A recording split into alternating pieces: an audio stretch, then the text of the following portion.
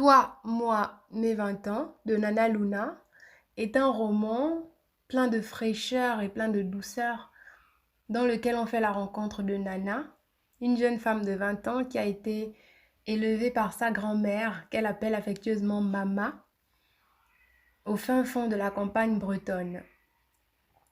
En effet, ses parents sont morts des suites d'un accident de circulation lorsqu'elle n'avait que 4 ans et elle a été recueillie par sa grand-mère qui l'a élevée et qui lui a tout appris de ce qu'elle savait, notamment la cuisine, certaines choses sur la vie. Cependant, dans son éducation, elle a manqué d'expérience pratique sur la vie.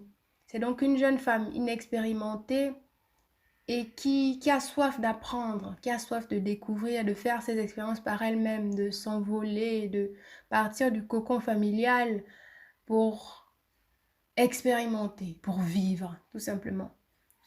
Elle décide donc d'aller à Paris, passionnée de peinture depuis son jeune âge. Elle décide d'aller à Paris pour suivre une formation en art à l'école des beaux-arts de Paris.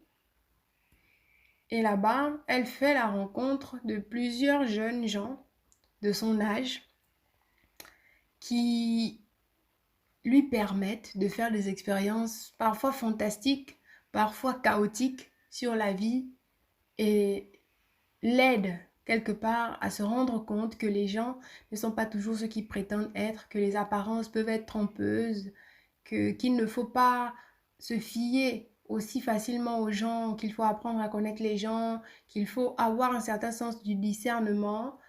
Et ces expériences vont la bouleverser profondément au point qu'elle décide d'arrêter ses études aux Beaux-Arts et elle décide de repartir dans sa campagne natale, auprès de sa grand-mère. Parmi les personnes qu'elle rencontre à Paris, il y a Livio, un homme beaucoup plus âgé qu'elle, car il a 35 ans, pour qui elle va mûrir un sentiment d'attachement fort, une certaine passion, un amour en secret, bien évidemment. Et Livio a un petit garçon qui s'appelle Léo et qui est tout à fait adorable. Et au fil du roman, on se rend compte qu'ils se nouent entre eux sans forcément qu'ils ne s'en rendent compte tout de suite, surtout en ce qui concerne Livio. Ils se nouent entre eux une certaine relation forte et qui aboutit vers un événement heureux.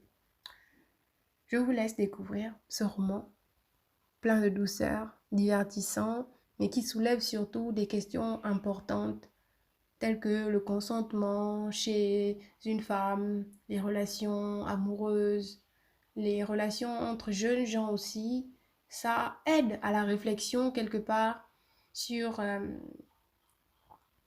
la nature des relations amicales, sur l'amitié, sur l'amour, sur ce que cela pourrait représenter ou comment est-ce que on pourrait, à quel moment est-ce qu'on pourrait mettre des limites, comment est-ce qu'on pourrait se développer une personnalité dans ces relations-là.